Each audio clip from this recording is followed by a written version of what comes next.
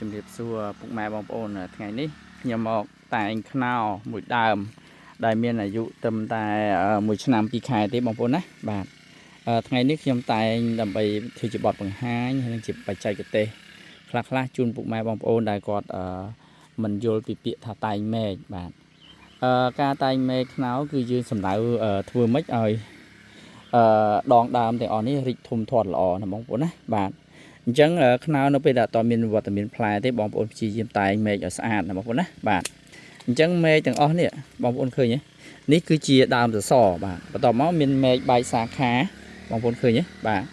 អញ្ចឹងមែកបែកសាខាទាំងអស់នេះហើយគឺជាមែកដែលវានឹងអាចផ្លែនៅថ្ងៃក្រោយអញ្ចឹងបងប្អូនមើលទៅមែកនេះមួយបាទ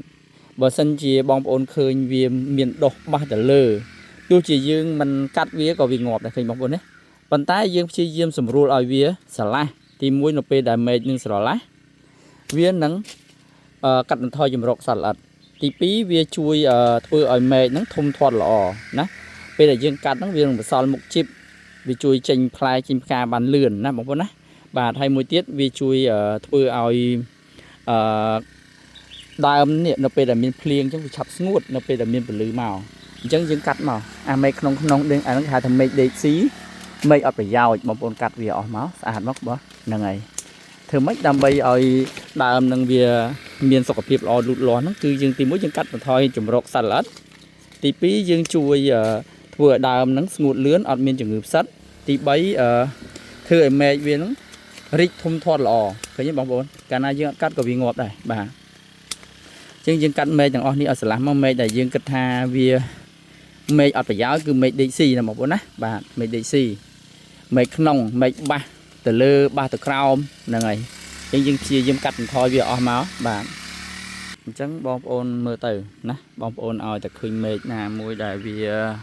អត់មានសមត្ថភាពក្នុងការបញ្ចេញផ្លែផ្កាឲ្យយើងឬក៏មែកនឹងទូចពេកមែកមិនល្អបងប្អូនអាចធ្វើការតែងនឹងកាត់វាបានណារាល់ការកាត់សួរថាកាត់រដូវវស្សាបានទេបានប៉ុន្តែបងប្អូនត្រូវមានថ្នាំបាញ់លាងសម្អាតវាបាទភាគច្រើនគេធ្វើដើមរដូវវស្សាប៉ុន្តែដោយសារតែខ្ញុំមានជីថ្នាំគ្រប់គ្រាន់ក្នុងការលាងសម្អាតនៅពេលក្រោយកាត់មែកនេះមែកហ្នឹងកុំឲ្យឆ្លងរោគហ្នឹងគឺខ្ញុំកាត់បានគ្រប់